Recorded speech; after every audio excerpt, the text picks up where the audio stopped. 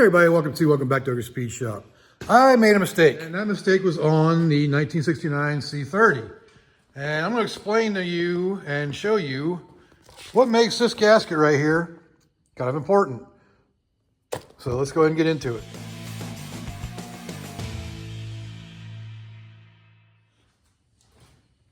All right, so what we got to do is we got to tear the entire intake and exhaust assembly off, which isn't a whole, a real big deal, because it's just the two exhaust bolts down here and then 6 bolts going across the manifolds. But the reason why we got to get in here and separate the two, and I'll show you why I did what I did. But there's 2 different gaskets you can run on this. One is that open one and one is a sealed one. It's for 2 different fuel systems, and I'll explain that a little bit more once we get this thing apart.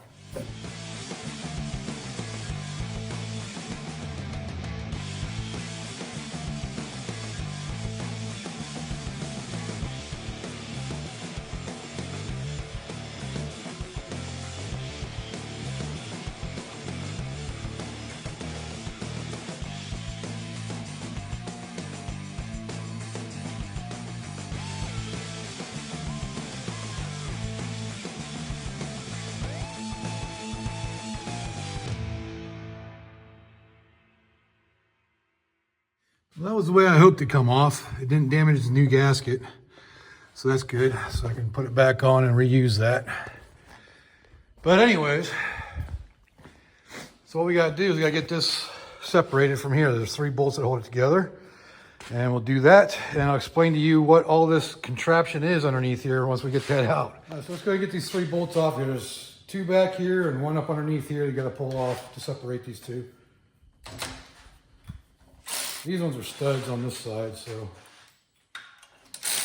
And I believe this one is a bolt underneath.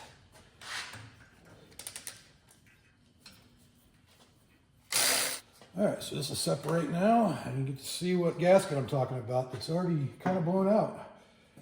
It's interesting. So this is a gasket I used. You can see it's already blown out.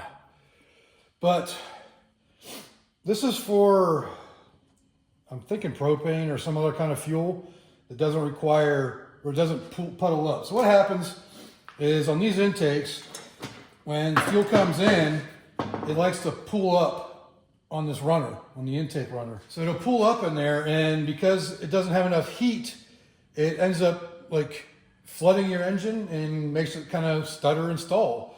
So you have to run the actual, that gasket there to allow the heat from the exhaust to come up and go into this little port right here and heat up the intake air. So as most people know, when it comes to engines, the cooler the intake charge, the better. You know, more power runs better. Well, not on these inline 6s. So we have to replace this with that and leave that open. Now, the factory actually has this flapper valve. I call it a diverter valve, but it's vacuum, or it's a heat, what is it called? Heat activated basically, but as you can see, all this stuff over here is cut off or is broken off. So that doesn't actually function. So I just have it blocked off basically to allow the exhaust to continue to go through. But this will allow more heat to come up through there and should atomize the fuel better to prevent us from stuttering when we get up to second and third, like between second and third gear and third and fourth gear. It takes a while to catch to burn the fuel. So yeah, obviously that's not doing it. That wasn't sealing it off anyways because it burned through already. But that's what we got to do. We're going to leave that open so we get hot air coming up through to heat the fuel to atomize it better. And it's just something these straight 6s have to have, I guess. So me and my buddy talked about it, and he ran into this problem with a friend of his straight 6. And it was basically the same thing. These intakes need to be warmed up to atomize the fuel.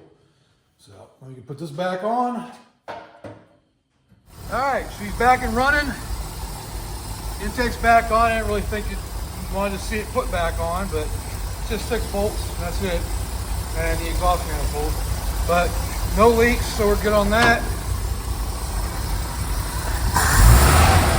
Did I put the spring back on?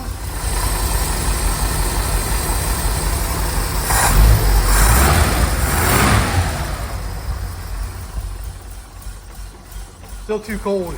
She's cold-hearted. But we'll let her get warmed up, and then we'll take her for a drive. I don't know how much you'll actually be able to see because I don't have any kind of mount to put in the truck.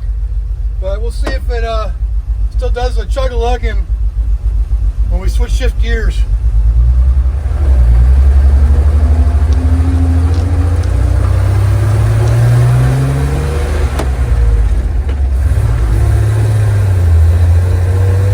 Oh man, I think I solved the problem.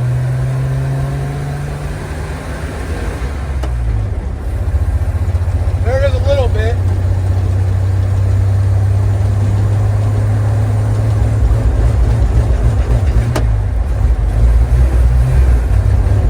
Well, still an issue.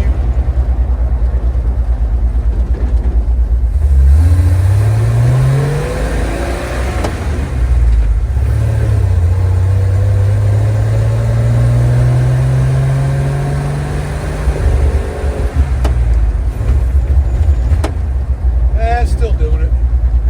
Thinking it might be a fuel pump issue now. It's losing fuel pressure.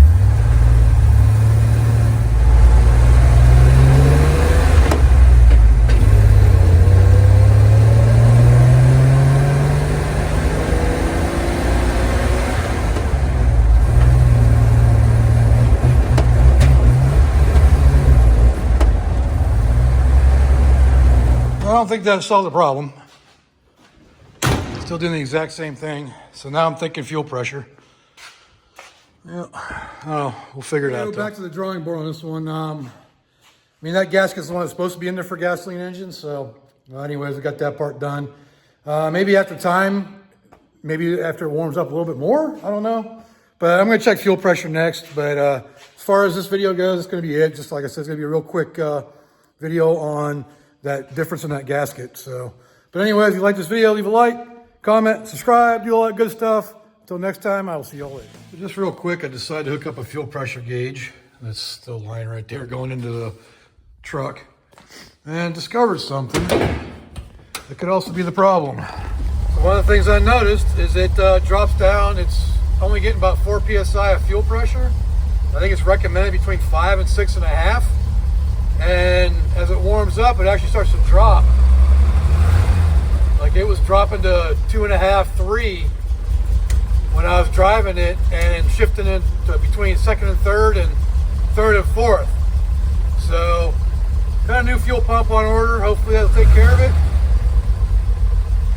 Seems to be sticking right at 4 now though.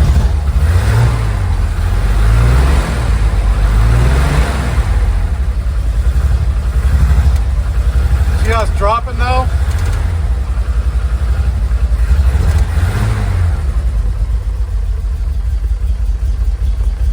She's still cold right now.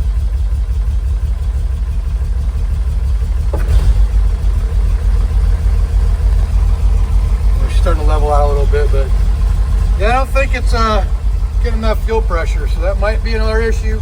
I mean, it looks like it's the original fuel pump, but I don't know. We'll see.